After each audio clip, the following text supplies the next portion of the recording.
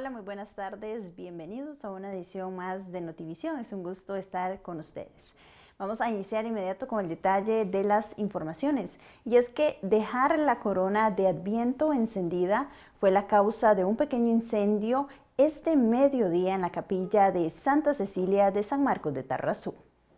Así quedó la corona de Adviento este mediodía después del incendio que se presentó en la capilla de Santa Cecilia de San Marcos de Tarrazú. La razón del siniestro se debió a que el viernes anterior dejaron encendidas las velas de la corona después de la Santa Misa y fue hasta hoy que el fuego hizo contacto con el ciprés. Nos llamó una señora que vive al lado atrás de la capilla y nos dijo: Gina, está saliendo humo de la capilla.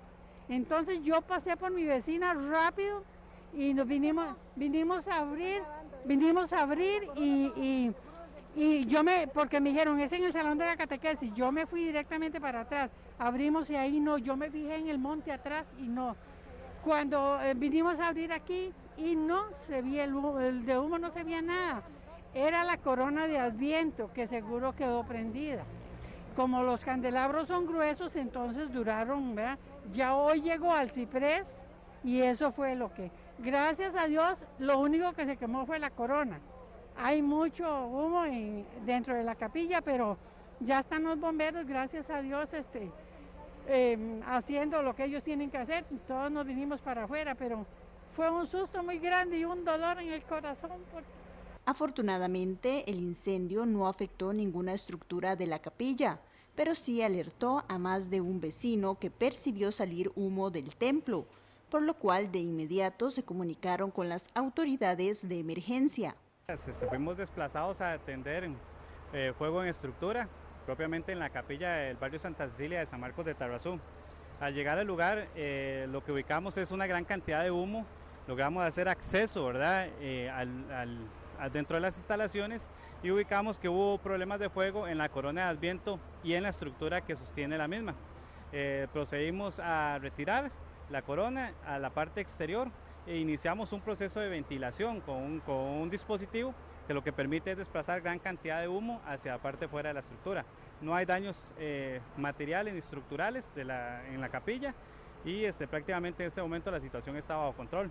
Atendió la unidad M74, la unidad M96 y el tanquero 13 de Cartago y San Marcos de Tarrazú respectivamente. En esta época, las autoridades hacen un llamado para tener extremo cuidado con materiales inflamables como son los arbolitos de Navidad y las coronas de Adviento, principalmente cuando son de ciprés, así como con el uso de extensiones y luces de Navidad para evitar alguna emergencia de este tipo. La comercialización de la fruta de palma aceitera será más transparente gracias a una norma técnica nacional. Las relaciones entre los productores de palma aceitera y las empresas industrializadas serán más transparentes gracias a la reciente aprobación de una norma técnica nacional que estandariza los criterios de calidad de la fruta. Esto viene a mejorar las relaciones entre el productor y la agroindustria, valorando todas las características, la calidad y otros elementos que se deben de medir a la hora de hacer el pago por producción. Consideramos que este es un instrumento valioso para mejorar las relaciones entre el productor, productora y entre la agroindustria, y que evidentemente va a ser un instrumento de mucho apoyo para el sector palmero nacional. La elaboración del documento fue un proceso articulado entre el sector público y privado, liderado por el Ministerio de Economía, Industria y Comercio, la Cámara Nacional de Productores de Palma, Palmatica S.A., Cope Agrupal RL y productores de las regiones productoras de palma aceitera del país, así como instituciones del Estado. El documento final fue avalado por las partes y debidamente publicado por el Instituto de Normas Técnicas de Costa Rica, INTECO, como la norma INTE A99-2020, en el Catálogo Nacional de Normas del Instituto. La industria de la palma aceitera muestra signos de recuperación tras varios años de problemas productivos y de bajos precios internacionales del aceite, los cuales registran un incremento importante superando los $900 por tonelada. estamos seguros de que esto va a venir a mejorar aún más las condiciones que tenemos hoy en día con palma, que se han mejorado los precios y que el reto que tenemos entonces ahorita es mejorar y darle un mejor mantenimiento a cada una de las plantaciones para ir aumentando rendimientos. Efectivamente, como Ministerio de Agricultura nos encontramos muy satisfechos por este producto concreto, este producto terminado que se le va a entregar al sector agroindustrial y que evidentemente en las condiciones actuales nos va a permitir ir mejorando cada día la calidad de vida de los más de 3.200 productores de palma. Según datos del MAC, en Costa Rica hay más de 76.000 hectáreas cultivadas de palma aceitera, ocupando este cultivo el segundo lugar después del café. En cuanto a área sembrada, el 70% pertenece a pequeños y medianos productores, aproximadamente 3.200 personas productoras. De la actividad dependen cerca de 50.000 personas de manera directa e indirecta. El gobierno de la República y lecheros logran acuerdo para colocar 37.000 litros de leche tras la salida del ALA de nuestro país.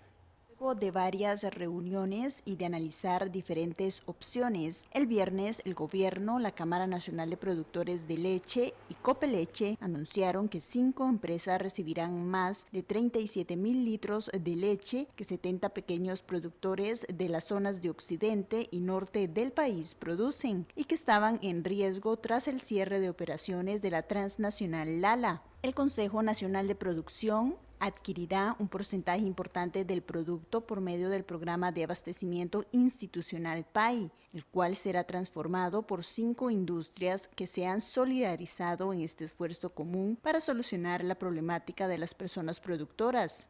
Estas empresas son la Cooperativa de Productores de Leche Dos Pinos, la empresa Sigma Alimentos, la Cooperativa Coprebrisas y las empresas Lácteos Ceci y Lácteos Don Beto. El apoyo del Ministerio de Agricultura y Ganadería se traduce principalmente en colocar el incremental de la leche en los programas de alimentación que son atendidos desde el Consejo Nacional de Producción y además se está coordinando con el MEP para que por medio de su programa de alimentación y nutrición para escolares y adolescentes se pueda colocar también el producto. El jerarca del MAC resaltó el gesto de solidaridad de las empresas lecheras, sobre todo por el repentino anuncio de la salida del país de la empresa Lala, lo que dejaba a la deriva una importante producción lechera nacional.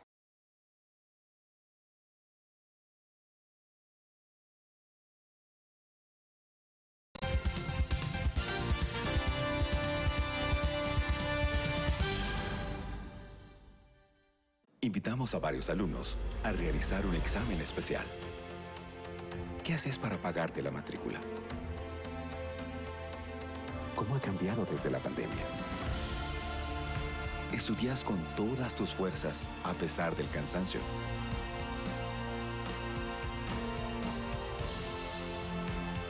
La vida no te califica, pero te preparamos para ella. Universidad Central, te preparamos para tu vida. Matrícula abierta. Señor productor de café de la región de Los Santos, le invitamos a descargar la aplicación CR Café, disponible para dispositivos Android en la Play Store, donde podrá encontrar herramientas que mejorarán su trabajo en finca. Además, podrá revisar la base de datos de los recolectores de café que se han registrado en la plataforma del Instituto del Café de Costa Rica para su región. Los invitamos a coger café.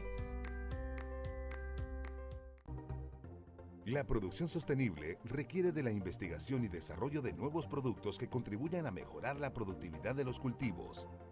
Biofecunda es un mejorador de suelos, Trichofecunda es un mejorador de raíz. Con estos productos se fortalecen las plantas, se previenen enfermedades y mejora su productividad. Es como devolverle vida a los suelos. Y ya viene Biofecunda Plus, con mayores beneficios para sus cultivos. Somos Coopetarrazú, solidaria y sostenible. Somos su cooperativa.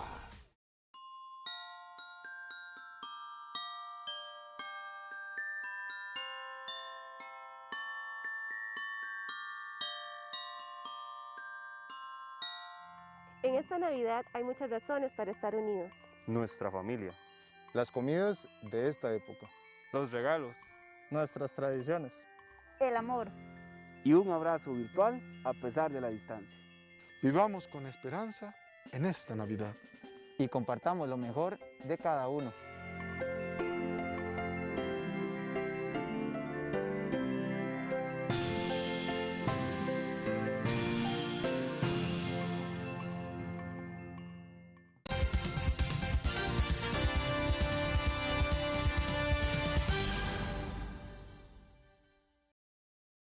Continuamos con más información aquí en Notivisión.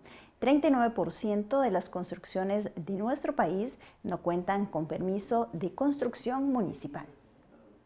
El Colegio Federado de Ingenieros y de Arquitectos realizó durante el primer semestre de este año un total de 1.262 inspecciones en todo el país, de los cuales el 39% no cuentan con permisos de construcción municipal y un 61% sí cumplen con dicho requisito. Lamentablemente no son buenas noticias. La cantidad de construcciones sin permiso de construcción ha aumentado. Este informe se llevó a cabo mediante las visitas realizadas por nuestros profesionales de ingeniería y de arquitectura de los departamentos de gestión de proyectos, oficinas regionales entre los meses de enero y junio de este año. Los resultados obtenidos en este informe tienen como propósito hacer conciencia en las instituciones relacionadas con la revisión de proyectos y el otorgamiento de permisos, y a la sociedad en general, con el fin de que se tomen las medidas correctivas para el control de la ejecución de obras. Los resultados obtenidos generan preocupación porque existe un aumento considerable respecto a los estudios realizados en los años 2015, 2017 y 2019. Veámoslo en la siguiente imagen. En el 2015, un 15% de las construcciones no tenían permiso municipal, mientras que a inicios de este 2020, el 39% no contaba con este permiso. Desde el colegio hacemos un llamado de atención a los municipios por la cantidad de proyectos en proceso de construcción que no cuentan con el respectivo permiso. Las provincias de Guanacaste, Limón y Alajuela lideran los resultados negativos, con los porcentajes más altos de las obras sin trámite municipal. Si bien este año se dio un aumento considerable en cuanto al incumplimiento de los permisos municipales de construcción, hay 4 cantones que sobresalieron por estar al día. Se trata de Cartago, Belén, Cotobruz y Naranjo. Cartago se ubica como la provincia con el mejor resultado. Ahí el 78% de las construcciones tiene el permiso municipal exigido y el Cantón Central sobresale con un 100% de obras en la legalidad. Hacemos un llamado a todas las personas que están por realizar una construcción para que busquen asesoría de profesionales en ingeniería y de arquitectura. Seleccionen a las empresas constructoras registradas en este colegio y a que consulten el sitio web APC Requisitos para que conozcan los trámites necesarios. Pueden utilizar la plataforma digital Espacio Cefía para ubicar y seleccionar al profesional responsable para hacer su proyecto. Es muy importante que las personas y las empresas cumplan con el permiso municipal, ya que es fundamental en ambas vías. Por un lado, les garantiza ingresos frescos a los gobiernos locales, pues las construcciones pagan un 1% del valor de la obra. Y por el otro lado, le brinda seguridad al constructor de no estar erigiendo el proyecto en una zona de alto riesgo. Además, al incumplir con este trámite municipal, expone a los propietarios de obras a una multa que podría alcanzar el 50% del valor de la construcción y hasta la demolición de lo desarrollado, según destacó Olman Vargas, director ejecutivo del Colegio Federado de Ingenieros y Arquitectos. El Ministerio de Economía, Industria y Comercio y el Ministerio de Salud crean un sitio virtual para pymes y personas emprendedoras. Con el fin de dar atención a las micro, pequeñas y medianas empresas y personas emprendedoras, a partir de hoy, los Ministerios de Economía, Industria y Comercio y de Salud ponen a disposición un sitio virtual con información relacionada a trámites sobre el permiso sanitario de funcionamiento y registro de productos de interés sanitario, según su categoría: alimentos, higiénicos y cosméticos. El espacio, que se ubica en www.ministeriodesalud.go.cr, cuenta con infografías con el paso a paso a seguir, guías virtuales y enlaces correspondientes para realizar dichos trámites. El espacio, que se ubica en la dirección www.ministeriodesalud.go.cr, cuenta con infografías con el paso a paso a seguir, guías virtuales y enlaces correspondientes para realizar dichos trámites. Este espacio está pensado para ahorrar tiempo, brindar mayor facilidad y simplificar los trámites a personas dueñas de micro, pequeñas y medianas empresas. Además, será de gran utilidad para aquellas personas que aún no cuentan con estos requisitos y requieren tramitarlos por primera vez. La iniciativa se crea en el marco de la Estrategia para la Formalización de las Pymes diseñada por el MEIC e implementada en conjunto con el Ministerio de Salud y otras instituciones, la cual consiste en promover y facilitar condiciones para que las pymes puedan transitar por la ruta de la formalización. En el marco de la Estrategia de Formalización de la PYME, hemos venido trabajando con varias instituciones del Estado para ayudarle a usted, la comunidad emprendedora, a no solamente accesar información oportuna y rápida, sino a comprender estos trámites. Hoy el Ministerio de Salud se suma a esta estrategia y pone a disposición infografías y material digital que le va a permitir a las personas conocer bien dos procesos que son esenciales en un negocio: permiso sanitario de funcionamiento y registro de productos. Además del sitio web, las personas emprendedoras y pymes cuentan con el correo electrónico soy.pyme@misalud.go.cr, el cual es de uso exclusivo para atender consultas relacionadas con los trámites antes mencionados.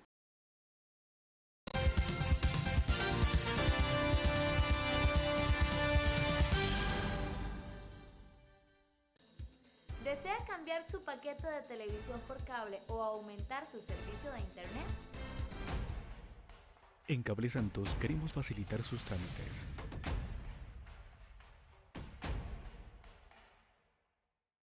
Ahora puede disfrutar de más canales o adquirir un internet más rápido.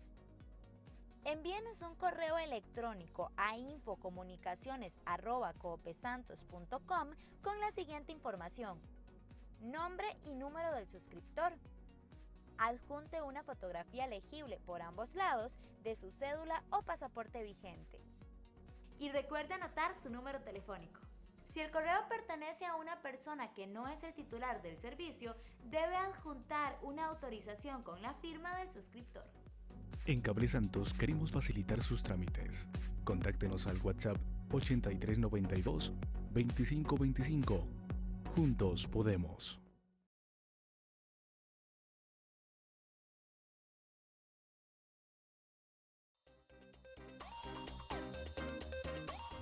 Pague su marchamo en Coop San Marcos y disfrute de la televisión en alta definición. Gánese un Smart TV de 55 pulgadas y participe cancelando su marchamo en las oficinas de Coop San Marcos. Serán 3 ganadores. Coop San Marcos, donde usted sí es el primero.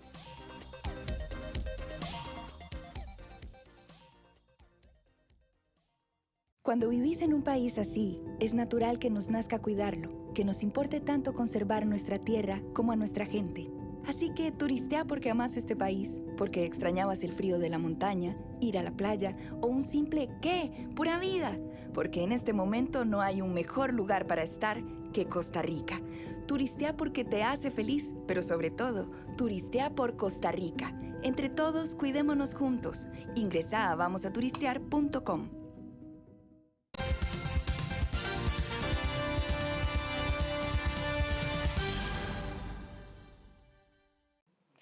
Durante meses el gobierno de Daniel Ortega ha intentado minimizar los efectos del coronavirus en Nicaragua y a la fecha continúa sin publicar información detallada y verificable sobre su impacto en el país, pese a los compromisos acordados para el financiamiento de organismos internacionales. A casi 9 meses de la confirmación del primer caso de COVID-19 en Nicaragua, el Ministerio de Salud nicaragüense reporta 5.784 personas contagiadas, con 160 fallecidos hasta hasta la fecha del 24 de noviembre. ¿Cuál es la verdadera situación de la pandemia en ese país? Conversamos de esto con Álvaro Ramírez, epidemiólogo nicaragüense, ex jefe de epidemiología del Ministerio de Salud de ese país. Doctor Ramírez, gracias por atender nuestra invitación.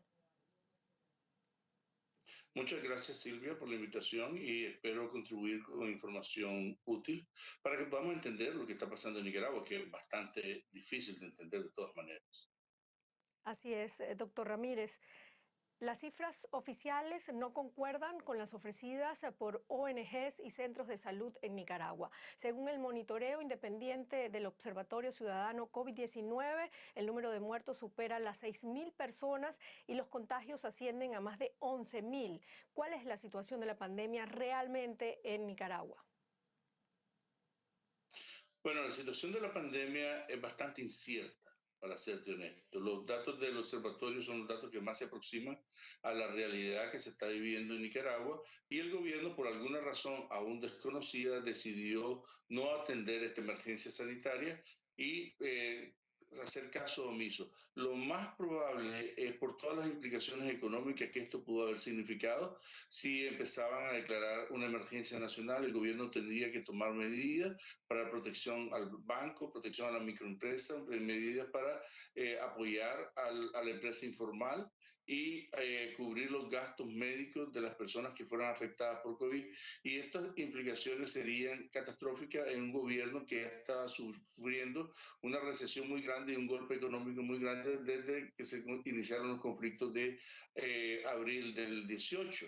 Entonces, eso llevó al gobierno a incumplir el reglamento sanitario internacional y a no reportar los casos verdaderos, a pesar que la OPS constantemente estaba demandando aclaraciones y verificaciones de información, como cuando empezaron la circulación comunitaria a principios de abril, o cuando empezaron el incremento de los casos a finales de abril, principios de mayo, cuando se dio la primera ola en Nicaragua. Entonces, el gobierno decidió ocultar deliberadamente esta información. Hubieron informaciones filtradas por parte de Anónimos que confirmaban que hasta el 10 de agosto había más de 10.000 casos confirmados por PCR en el Ministerio de Salud. Sin embargo, el gobierno no ha reportado y es el único país en América Latina que no tiene certificación de los datos, ya que son inconsistentes, no son datos que dieran la necesidad que la pandemia y la situación de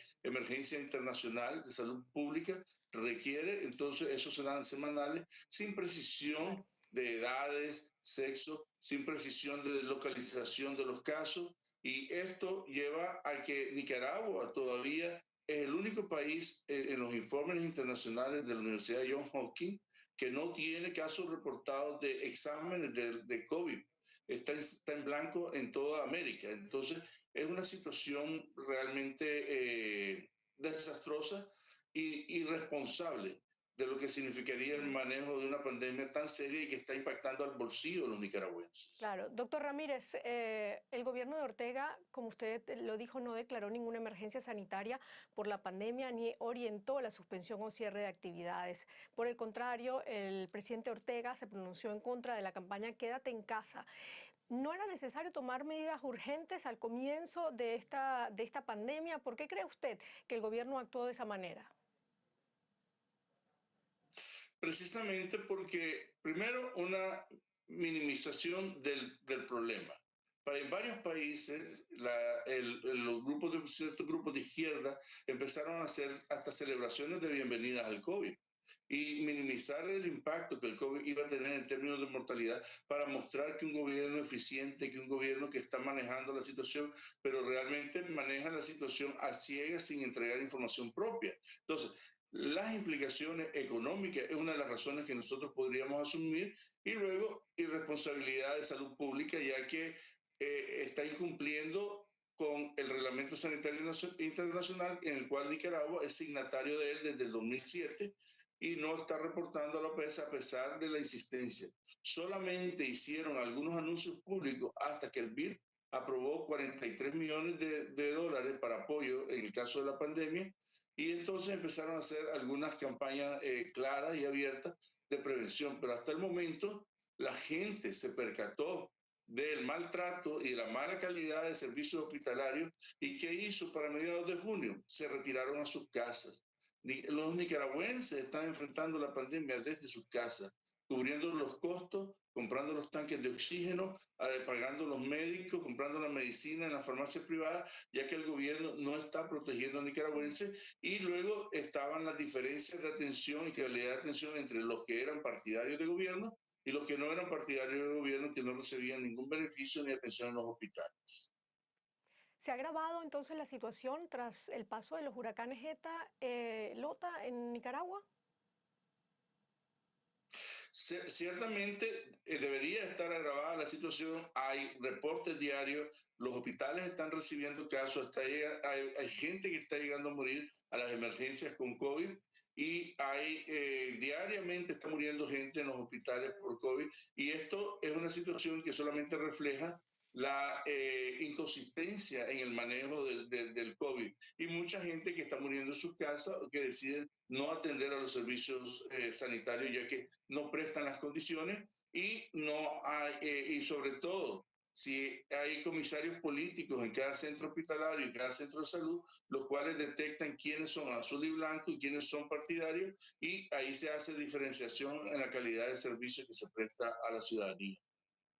Bueno, el gobierno de Daniel Ortega ha destacado como uno de sus mayores logros el acceso a la salud y el mejoramiento y construcción de hospitales.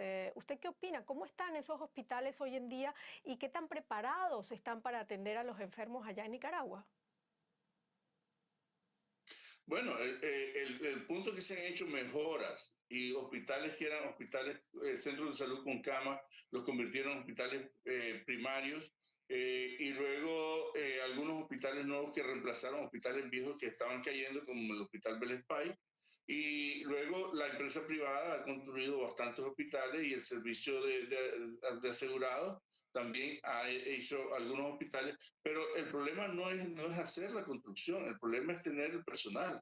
El problema es que el personal esté entrenado con los equipos de protección personal, que el personal tenga la medicina y los medicamentos apropiados para atender a la demanda, y que no sea partidarizado. Entonces, ¿de qué te sirve tener hospitales? ¿De qué te sirve tener centros de salud y hospitales primarios si la atención que se da a la población no es realmente gratuita? Porque a la gente la mandan a comprar las medicinas. A la gente le dicen, tráete esta lista, trae estas cosas, y se le da la atención.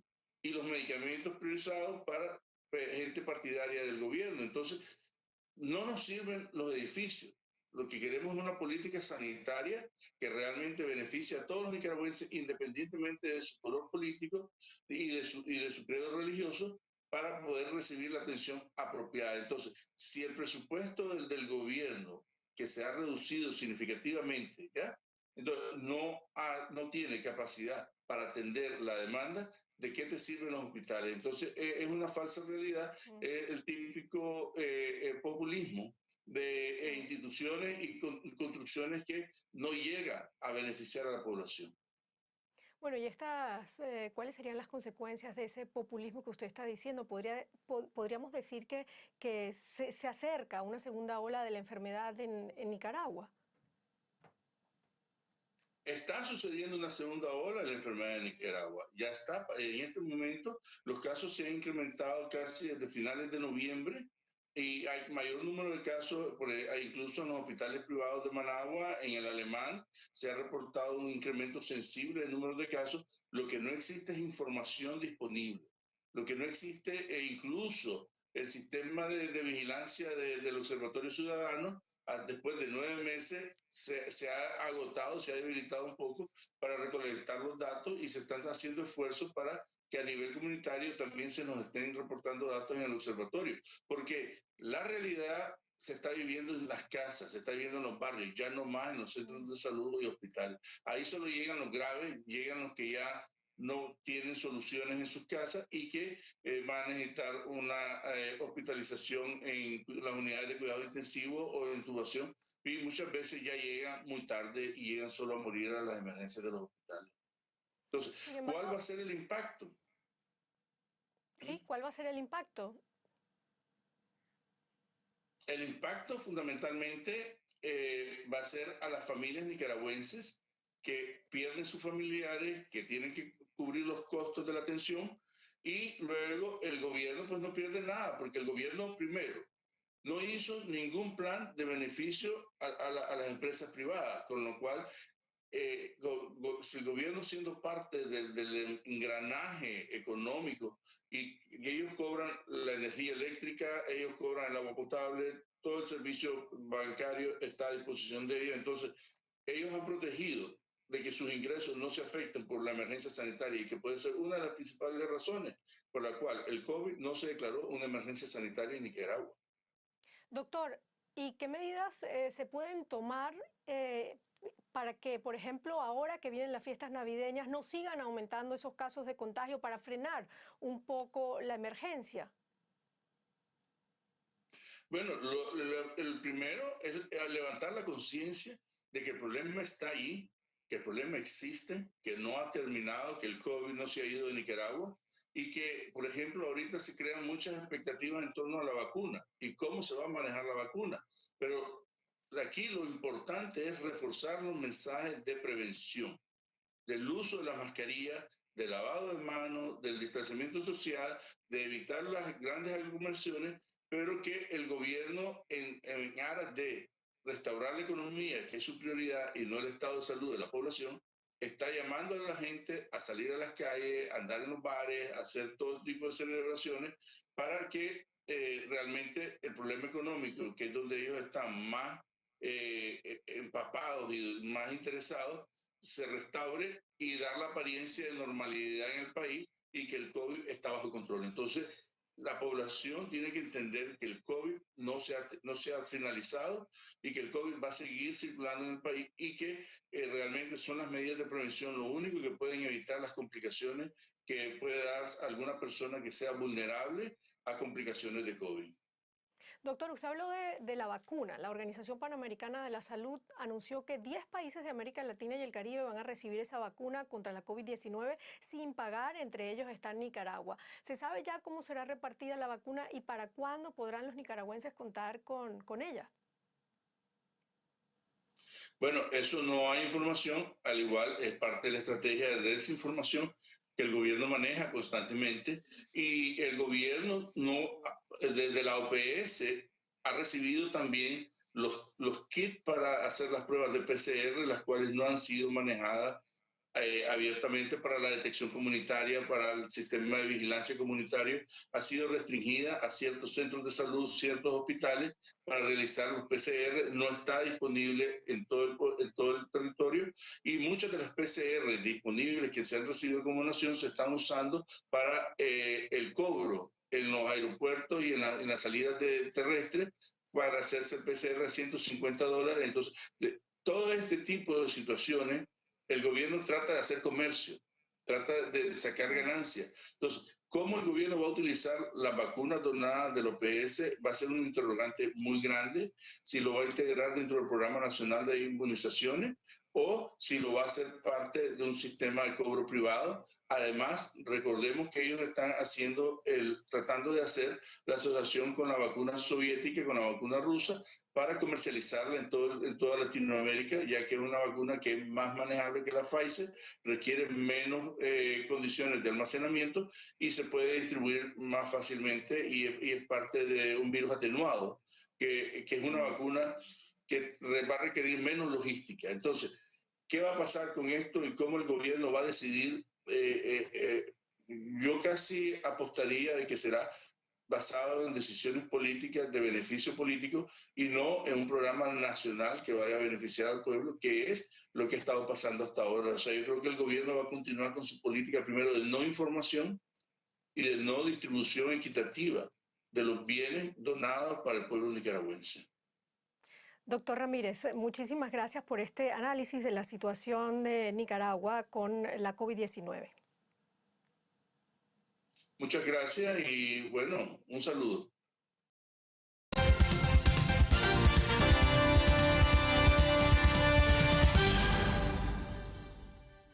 Hoy tu mundo se ilumina. Enciendes la vida con los dedos. Preparas tu café, te comunicas. Y todo esto es posible al utilizar la electricidad. Pero no siempre fue así. Tus abuelos lo hicieron de otra forma, sin electricidad, con mucho costo y un poco más lento. Pero tuvieron la visión de mejorar su futuro, que hoy es tu presente. Con su visión y esfuerzo, nos heredaron comunidades con energía, con trabajo y bienestar. Nos heredaron el valor de la energía. Coop Santos. Juntos podemos. El corazón del cooperativismo es el bien común, que surge de buscar la unión de las personas, para lograr una meta que se traduce en bienestar para todos. Las cooperativas son empresas con rostro humano, que trabajan por el crecimiento económico con equidad social. Aprendamos a vivir los valores y principios del cooperativismo para ser mejores cada día. Mi corazón cooperativo. Yo compro en mi comunidad.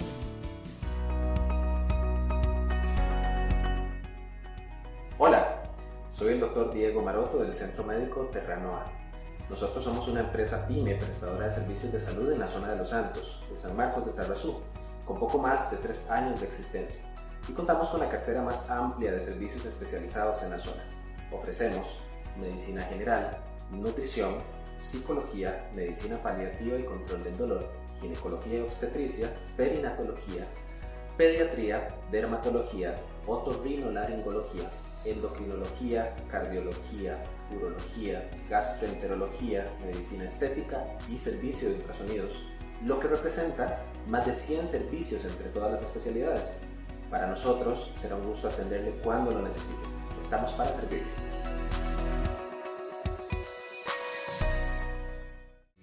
Una iniciativa de Coop Santos.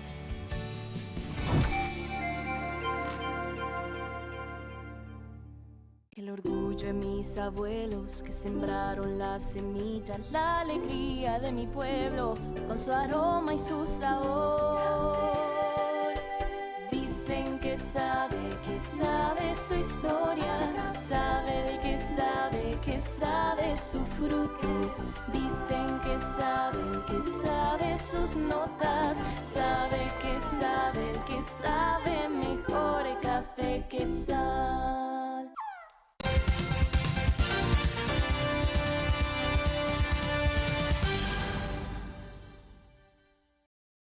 Continuamos con más información aquí en Notivisión. Ahora vamos al campo internacional, ya que los alemanes se preparan para una Navidad marcada por la pandemia. Aunque la mitad de la población es partidaria de flexibilizar las restricciones por Navidad, la mayoría rechaza esa flexibilidad para Nochebuena y Año Nuevo. Alemania lleva un mes con un cierre parcial que no ha conseguido reducir de forma significativa los contagios. Después de otros récords de muertes, este jueves el país se prepara para una Navidad y un Año Nuevo diferentes. Según un estudio reciente, un 25% de los alemanes cree que las restricciones impuestas por el gobierno son excesivas, un 50% las considera apropiadas y una quinta parte aboga incluso por medidas más estrictas. Pese a que las cifras se mantienen pero no bajan, la mayoría de estados federados prevé flexibilizar restricciones durante las fiestas, por ejemplo, permitir las reuniones familiares de hasta 10 personas. Noticias que se acogen con cautela. La mitad de los alemanes aprueba las flexibilizaciones para Navidad, pero solo un tercio cree que deberían aplicarse también para Año Nuevo. En Berlín, la incidencia de contagios a 7 días sigue siendo alta. Por ello, en la capital no se relajarán las restricciones. La mayoría de la población lo entiende, pero no todos están de acuerdo. Por un lado me parece bien, pero por otro lado no lo veo manejable, porque la Navidad es una celebración muy importante. No creo que la gente se atenga a las normas, al menos no como las autoridades esperan. Soy bastante escéptico. No creo que Navidad sea tan importante. Llevo casi 20 años celebrando las Navidades. Son muy bonitas, pero también son momentos difíciles.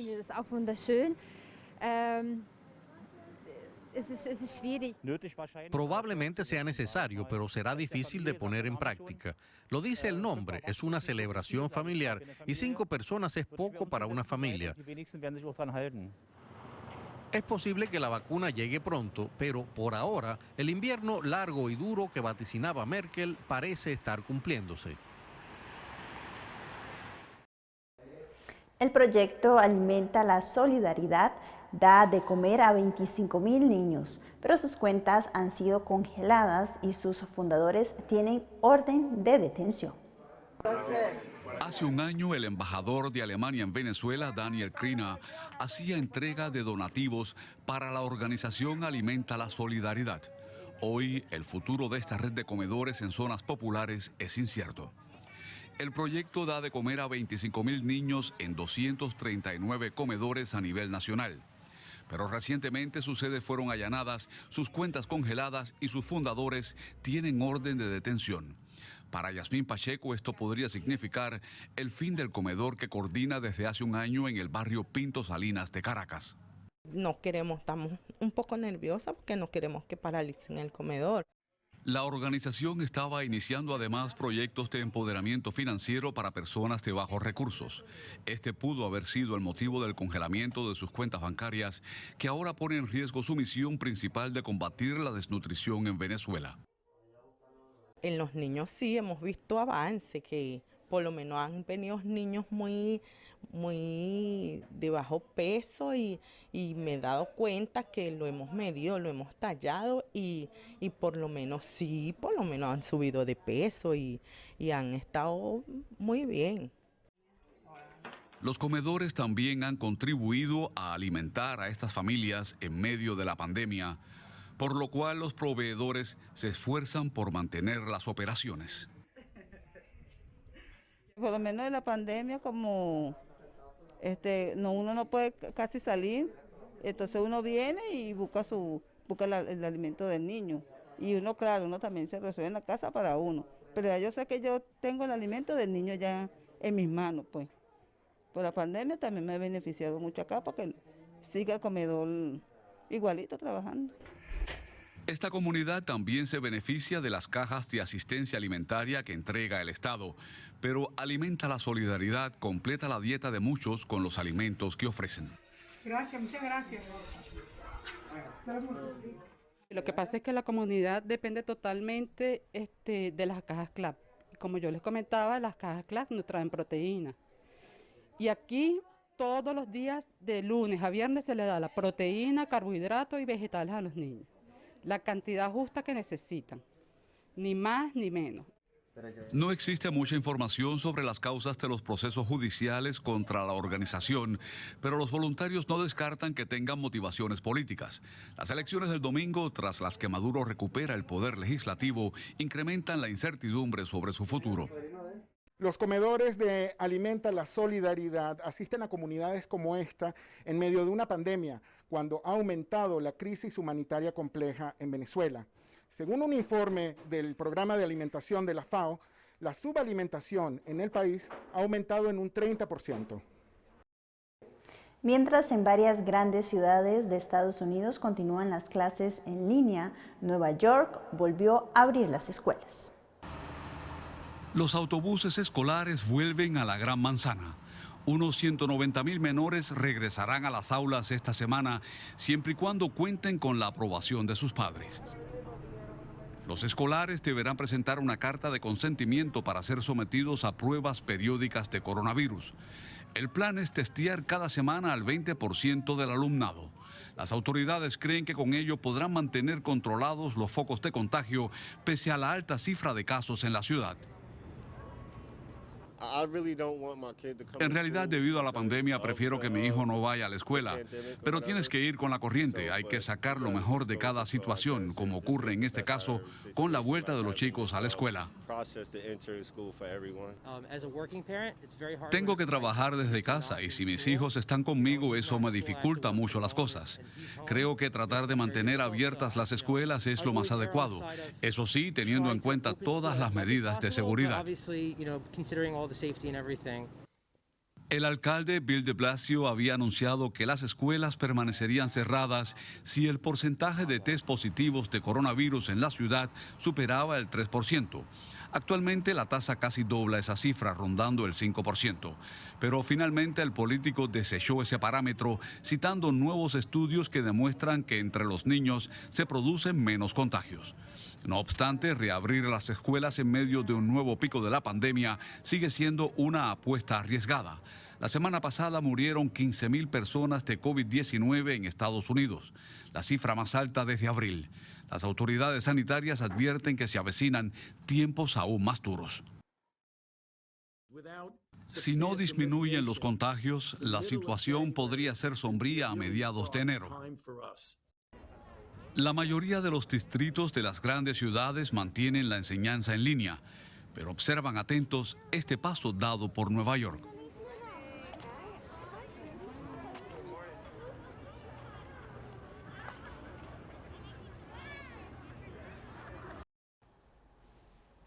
Muchísimas gracias por su compañía. Dios primero, nos vemos mañana a partir de las 4 de la tarde con más información. Que tengan una linda tarde.